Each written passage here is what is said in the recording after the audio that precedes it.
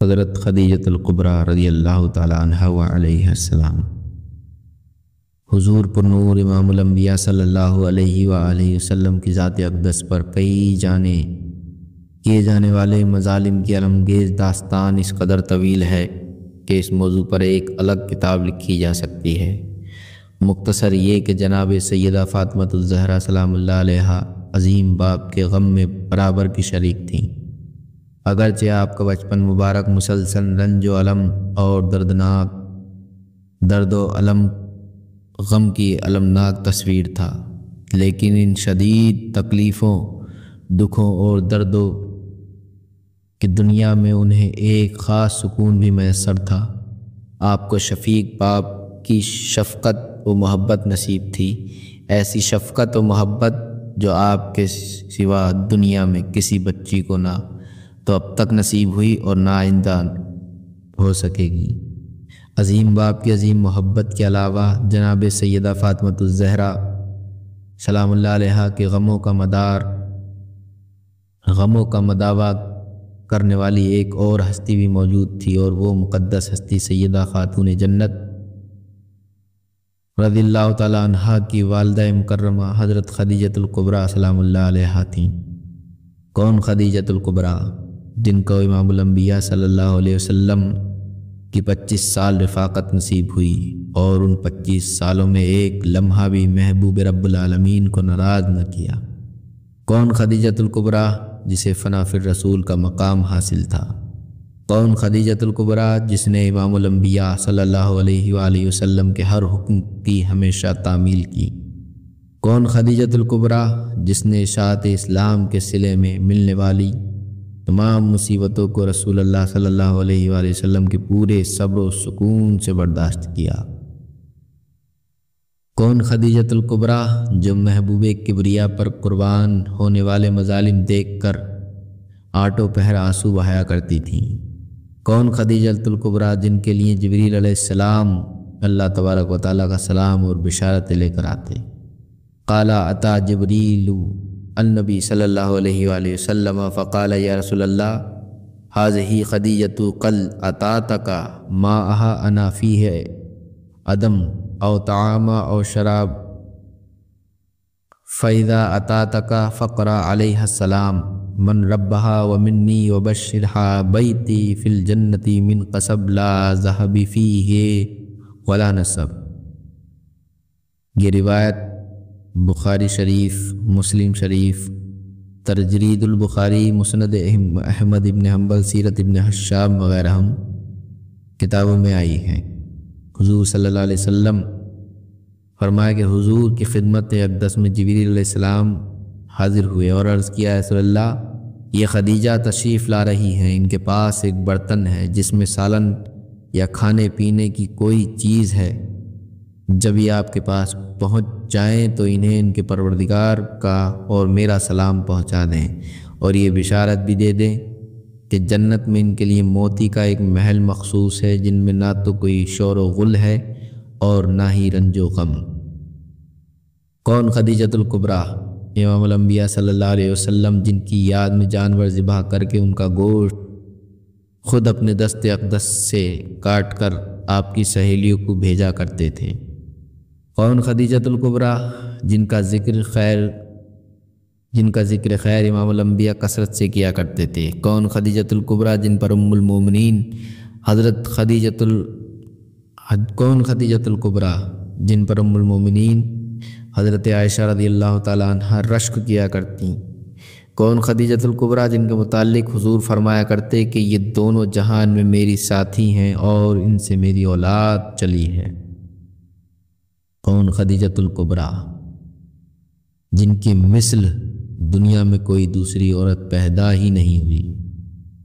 حضرت عائشہ صدیقہ رضی اللہ تعالیٰ عنہا سے روایت ہے کہ میں نے نبی صلی اللہ علیہ وسلم کی کسی بیوی پر اتنی غیرت نہیں کھائی جتنی غیرت میں حضرت خدیجہ پر کھاتی تھی، حالانکہ میں نے انہیں دیکھا بھی نہیں، اس لیے کہ رسول اللہ صلی اللہ علیہ وآلہ وسلم ان کا ذکر کثرت سے کیا کرتے تھے، اور اکثر بکری ذبح فرما کر اس کے ٹکڑے ٹکڑے کاٹ کر جناب خدیجہ رضی اللہ تعالیٰ عنہ کی سہیلیوں کو بھیجا کرتے تھے، اور جب کبھی میں یہ عرض کرتی کہ دنیا میں گویا کوئی عورت سوائے خدیجہ کے ہے ہی نہیں، تو آپ فرماتے وہ ایسی ہی تھیں، وہ دنیا اور آخرت دونوں میں میری ساتھی ہیں اور انہی سے میری اولاد ہے۔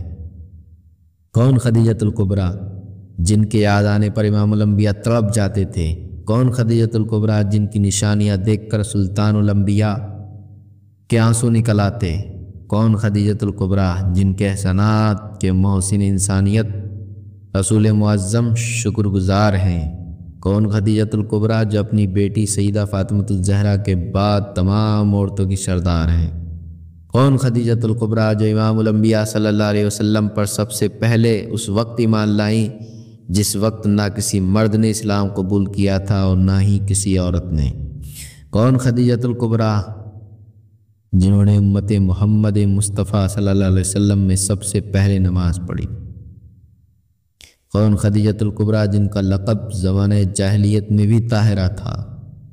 حضرت ام المومنین عائشہ صدیقہ رضی اللہ تعالیٰ عنہا فرماتی ہیں کہ ایک مرتبہ حالہ بنت خویلد حضرت خدیجۃ الکبریٰ سلام اللہ علیہا کی ہمشیرہ نے حضور صلی اللہ علیہ وآلہ وسلم سے اندر آنے کی اجازت طلب کی، تو رسول خدا صلی اللہ علیہ وسلم کو حضرت خدیجہ کا اجازت طلب کرنا یاد آ گیا اور آپ خوش ہو گئے۔ پھر آپ نے فرمایا یا اللہ یہ تو حالہ ہیں۔ بحوالہ تجرید البخاری صفحہ نمبر 694۔ جناب عائشہ صدیقہ رضی اللہ تعالیٰ عنہ فرماتی ہیں کہ مجھے اس پر رشک آ گیا اور میں نے حضور کی خدمت میں عرض کیا کہ آپ قریش کی بوڑھیوں میں سے ایک سرخ چہرے والی بڑھیا کا ذکر کرتے رہتے ہیں، حالانکہ انہیں انتقال کی ایک مدت ہو چکی ہے اور اللہ تعالیٰ نے آپ کو اس سے بہتر بیوی عنایت فرما دی ہے۔ حضور صلی اللہ علیہ وسلم نے فرمایا نہیں، ہمیں اس سے بہتر بدلہ نہیں ملا۔ لا واللہ ما رزقنی۔ اور پھر امام الانبیاء صلی اللہ علیہ وسلم فرماتے ہیں خدیجہ مجھ پر اس وقت ایمان لائیں جب اوروں نے کفر اختیار کیا۔ امنتا بحینا کفری بی بالناس۔ آپ فرماتے ہیں خدیجہ نے میری اس وقت تصدیق کی جب دوسروں نے میری تکذیب کی۔ صدقتنی حین کذبنی الناس۔ حضور فرماتے ہیں خدیجہ نے اپنے مال میں مجھ کو اس وقت شریک کیا جب دوسروں نے مجھ پر مال خرچ کرنے سے انکار کر دیا۔ جب دوسروں نے مجھے مال خرچ کرنے سے روکا۔ وَأَشْرَكَتْنِي فِي مَا لَهَا حِينَ مِنَ النَّاسِ۔ اور پھر فرمایا کہ خدا تعالیٰ نے مجھے خدیجہ کے بطن سے اولاد عطا فرمائی ہے جبکہ دوسری کسی بیوی سے اولاد نہیں ہوئی۔ وَرَزَقَنِي اللَّهُ وَلَدَهَا وَحَرَّمَ وَلَدَ غَيْرَهَا۔ ام المومنین جناب عائشہ صدیقہ فرماتی ہیں کہ ایک دفعہ حسانہ مزنیہ حضور صلی اللہ علیہ وسلم کی خدمت میں حاضر ہوئیں تو آپ نے نہایت شفقت و مہربانی سے اس کا حال پوچھا اور دیر تک اس کی خیریت دریافت کرتے رہے۔ وہ چلی گئی تو میں نے آپ سے پوچھا کہ یہ بڑھیا کون تھی جس کے ساتھ آپ اس شفقت سے گفتگو فرما رہے تھے؟ آپ نے فرمایا یہ خدیجہ کی سہیلی ہے، اسے ان کے ساتھ بہت محبت تھی۔ بحوالہ الاستیاب علامہ ابن عبد البر۔ جنگ بدر میں جناب زینب بنت رسول کے شوہر جناب ابو العاص قیدی ہو کر مسلمانوں کے پاس آئے تو ان کے فدیے کے طور پر جناب زینب سلام اللہ علیہا نے جو مال بھیجا اس میں جناب خدیجۃ الکبریٰ کا وہ ہار بھی تھا جو آپ نے اپنی بیٹی زینب کی شادی پر جہیز میں دیا تھا۔ جب یہ ہار رسول خدا کی خدمت میں لایا گیا تو آپ پر رقت طاری ہو گئی اور دل پر ایسی چوٹ لگی کہ آپ کے آنسو نکل آئے، اور آپ نے صحابہ اکرام کو مخاطب کر کے فرمایا اگر آپ لوگ مناسب سمجھیں تو زینب کے قیدی کو آزاد کر دیں اور اس کا مال اور یہ ہار اس کو واپس کر دیں۔ چنانچہ ایسا ہی کیا گیا۔ بحوالہ مشجر الاولیاء رئیس المحدثین شاہ عبدالحق محدث دہلوی رضی اللہ تعالیٰ عنہ فضیلت کے بارے میں فرماتے ہیں کہ تمام جہان کی عورتیں جہان کی عورتوں سے سیدہ فاطمہ الزہرا افضل ہیں، اور ان کے بعد جناب خدیجۃ الکبریٰ، اور ان کے بعد جناب عائشہ صدیقہ افضل ہیں۔ جناب خدیجۃ الکبریٰ بحوالہ اشعۃ المعاد۔ جناب خدیجۃ الکبریٰ کے فضائل کا احاطہ کون کر سکتا ہے؟ آپ ملکہ فردوس سے بری ہیں، آپ ہم راز غم گسار مصطفیٰ ہیں، آپ تقدیس و عظمت کا مینارہ نور ہیں، آپ ام المومنین اور خیر النساء ہیں، آپ طیبہ بھی ہیں اور طاہرہ بھی، آپ مرکز محور و وفا اور منبع خیر و برکت ہیں۔ آپ کے نام اقدس کا واسطہ دینے سے خدا تعالی بلاؤں اور مصیبتوں کو ٹال دیتا ہے، اور آپ سب سے بڑی بات یہ ہے کہ سیدہ فاطمہ الزہرا کی ماں ہے، ایسی ماں جس کے آغوش راحت میں آنے کے بعد جناب سیدہ کو سارے غموں سے نجات مل گئی۔ مامتا کی اتھا محبت غم و علام کی دنیا میں بچی کے لیے نعمت غیر مترقبہ تھی۔ ماں باپ کی پریشانیوں کو دیکھ کر سیدہ فاطمہ الزہرا جب بھی پریشان ہوتی تو ماں غم آلود مسکراہٹ کے ساتھ اپنی ممتا بھری آغوش راحت کھول دیتی، اور آپ والہانہ ماں کی راحت انگیز آغوش میں سمٹ کر چند لمحوں کے لیے دنیا کے تمام مصائب بھول جاتی، اور جب ماں بیٹی کو سینے سے لگا کر بیٹی کے سر میں انگلیوں سے کنگھی کرتی تو تمام عالم کے غم دم توڑ دیتے، اور یوں معلوم ہوتا کہ دونوں جہان کی تمام راحتیں، کونین کی ساری فرحتیں اور دونوں عالم کی تمام خوشیاں سمٹ کر ماں کی انگلیوں کی حرکت میں آ گئی ہیں۔ ماں کوئی بھی ہو اولاد کے لیے عظیم ترین نعمت ہے۔ ماں کا وجود اولاد کے لیے سب سے بڑا انعام خداوندی ہے۔ ماں دنیا میں ہی اولاد کے لیے جنت الفردوس کا سایہ دار شجر ہے۔ نہ صرف یہ بلکہ ماں کے قدموں میں اولاد کی جنت ہے۔ ایک فلاسفر کا قول ہے کہ دنیا کی تمام رعنائیاں، سارا حسن و جمال، ساری کی ساری لطافت و دلکشی اور تمام تر خوبصورتی چھین لی جائے اور صرف ماں کا وجود قائم رہے تو دنیا کے حسن و جمال اور رعنائی میں ذرہ برابر بھی کمی واقع نہیں ہوگی۔ ماں اولاد سے والہانہ محبت کرتی ہے۔ ماں کی محبت میں کوئی غرض پوشیدہ نہیں ہوتی۔ ماں کی محبت ہر قسم کے لالچ سے پاک ہوتی ہے۔ ماں کے سینے میں وفا ہی وفا ہے۔ ماں اپنی وفاؤں کا بدلہ نہیں چاہتی۔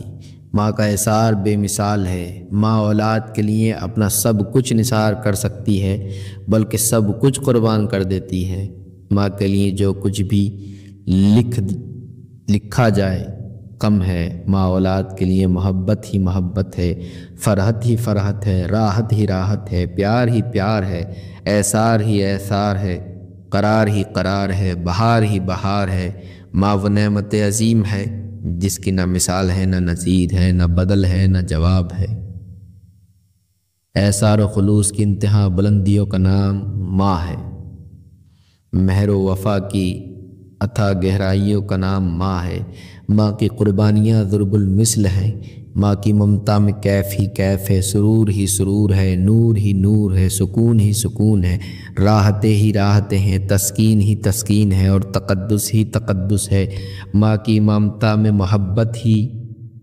محبت ہے، خلوص ہے، احسار ہے، قرار ہے، پیار ہے، بہار ہے، عظمت ہے، راحت ہے، صداقت ہے، لطافت ہے، والہانہ لگاؤ ہے، تسکین ہے، ذوق ہے، شوق ہے، عشق ہے، وجدان ہے، رحم ہے، کرم ہے، اخلاص ہے، احسان ہے، کشش ہے زندگی ہے ماں کی ممتا، مرکز تجلیات اور سر چشمہ حیات ہے۔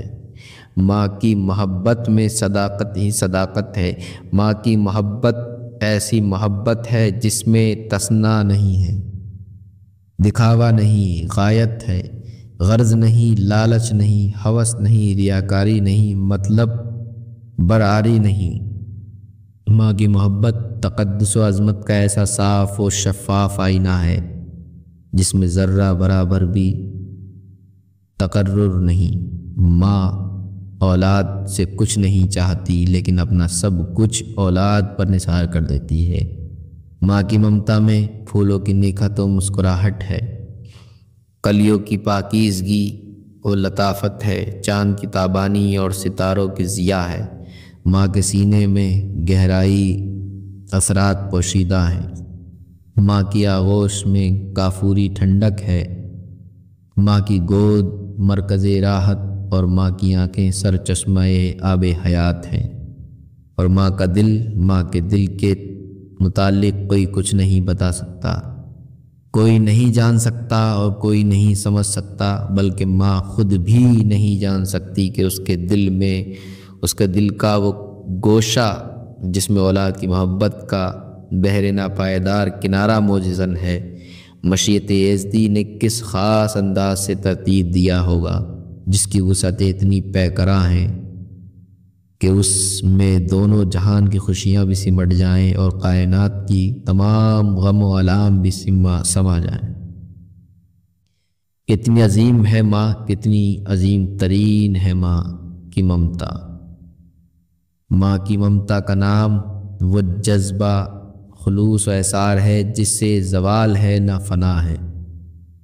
ماں کی محبت کبھی ختم نہیں ہو سکتی، کبھی نہیں مٹ سکتی۔ اولاد سے اپنے احسار کا بدلہ، اپنی قربانیوں کا صلہ اور اپنی وفاؤں کا معاوضہ لینے سے ماں کا تصور بالکل پاک ہوتا ہے۔ یہ ایسی ہی حقیقت ہے جسے جھٹلایا نہیں جا سکتا، ورنہ پرندوں کو اپنی اولاد سے کس چیز کی امید ہو سکتی ہے؟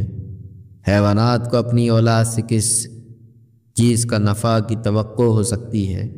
حالانکہ سب جانتے ہیں، سب کے لیے روزمرہ کے مشاہدات ہیں کہ بڑے سے بڑے جانوروں سے لے کر ننھے منھے پرندوں تک کس والہانہ انداز سے اپنے بچوں کی پرورش کرتے ہیں اور اپنی خوراک اپنے بچوں کے منہ میں ڈالتے ہیں، اور درندوں تک اپنی اولاد سے والہانہ محبت کرتے ہیں۔ اس لیے اللہ رب العزت ارشاد فرماتا ہے کہ اپنے والدین کے لیے رحم طلب کیا کرو، اس لیے کہ یہ تمہارے بچپن کی پرورش کرنے والے ہیں۔ کما ربی یعنی صغیرا، انتہا یہ کہ اللہ تبارک و تعالیٰ اپنے بندوں سے اپنی بے مثل محبت کا اظہار ماں کی محبت کی مثال دے کر فرماتا ہے۔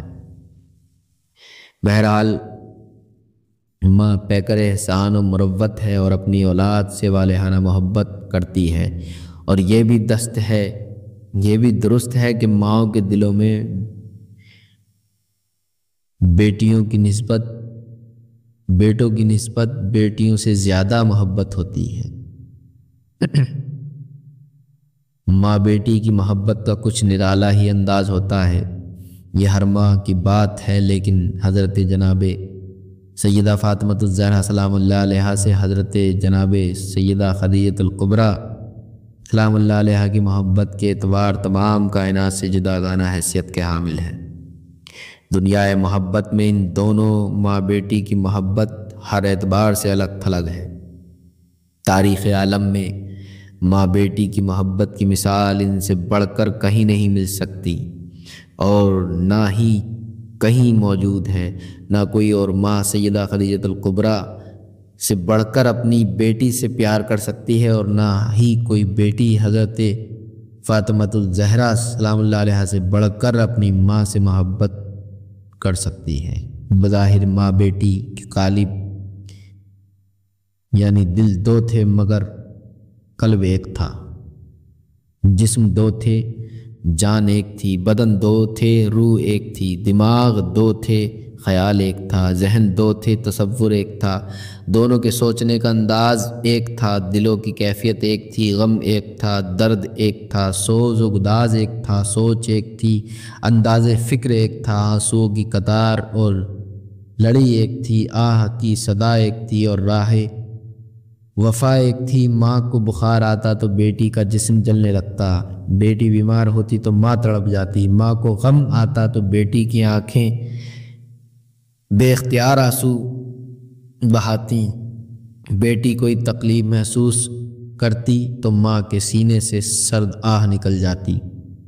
حضور پرنور فخر موجودات حضرت محمد مصطفیٰ صلی اللہ علیہ وآلہ وسلم پر آنے والے مصائب و آلام کا طوفان دونوں ماں بیٹی کے دلوں کو ایک ہی طاقت میں ایک ہی انداز سے تہ و بالا کر دیتا۔ ماں بیٹی کی نگاہیں ملتی ہی ایک دوسرے کے جذبات ایک دوسرے میں منتقل ہو جاتے۔ ماں کے سینے سے اٹھنے والی آہیں سرد بیٹی کو لرزا کر دیتی اور بیٹی کی غم آلود چشمان مبارک میں چھپے ہوئے آنسو ماں کے سینے میں غموں کا لوا بن کر بہنے لگتے۔ جذبہ محبت اجسام کی قیود کو توڑ دیتا ہے۔ انتہائی محبت یہ ہے کہ ایک آنکھوں کے آنسو دوسرے کی آنکھوں سے نمایاں ہو جائیں۔ یہ ایک الگ موضوع ہے۔ بات عظیم ماں سے عظیم بیٹی اور عظیم بیٹی کی عظیم ماں سے محبت کی ہو رہی ہے، اور اس محبت کی اتھاہ گہرائیوں اور پنہائیوں تک نہ تو تصورات کی رسائی ہے اور نہ ہی تخیلات کی پہنچ ہو سکتی ہے۔ نہ تو نوک کے خامہ میں ہمت ہے کہ صفحہ کرتاس پر اس کے نقوش ثبت کر سکے، اور نہ کاغذ کا یہ حوصلہ ہے کہ اس عظیم ترین متاع بے بہا کو اپنے دامن میں سمیٹ سکے۔ بڑھے گی تا ابد شان علا ہر آن زہرا کی، کہ ہے مدحت سرائی کر رہا قرآن زہرا کی۔ کھڑے ہو کر تھے استقبال کرتے مصطفیٰ ان کا، خدا ہی جانتا ہے کس قدر ہے شان زہرا کی۔ نبی کے گھر کی ہر نعمت وہی تقسیم کرتی ہے گویا سب خدائی ہر گھڑی مہمان زہرا کی۔ نگاہوں کو جھکا لو اہل محشر سے یہ ندا ہوگی، نگاہوں کو جھکا لو اہل محشر سے یہ ندا ہوگی، سواری خلد میں جائے گی جب ذیشان زہرا کی۔ بپاسے پردہ ملک الموت کے انکار کرنے پر خدا نے قبض فرمائی تھی خود ہی جان زہرا کی۔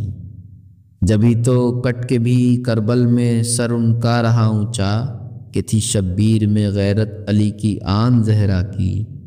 بیاں کیا شان ہو بنت نبی کی تجھ سے اے سائم، بیاں کیا شان ہو بنت نبی کی تجھ سے اے سائم، تھے چکی پیستے حور و ملک رضوان زہرا کی، تھے چکی پیستے حور و ملک رضوان زہرا کی۔ السلام علیکم ورحمۃ اللہ وبرکاتہ۔ عزیزان گرامی قدر، اس کتاب البتول جو علامہ سائم چشتی علیہ الرحمہ کی تصنیف ہے، اس کے 2 پارٹ آ چکے ہیں۔ اللہ تبارک و تعالیٰ سے دعا ہے کہ اللہ ہمارا اور آپ کا حامی ناصر ہو، اور اللہ بارگاہ پنجتن میں اس کاوش کو، اس خدمت کو قبول فرمائے، اور اس میں کچھ پڑھنے میں مجھ سے کچھ غلطی ہو گئی ہو تو حضرت قبلہ علامہ سائم چشتی علیہ الرحمہ کی بارگاہ میں بھی میں معذرت خواہ ہوں، اور بارگاہ پنجتن میں بھی۔ اللہ ہم سب کو صدقہ پنجتن عطا فرمائے۔ السلام علیکم ورحمۃ اللہ وبرکاتہ۔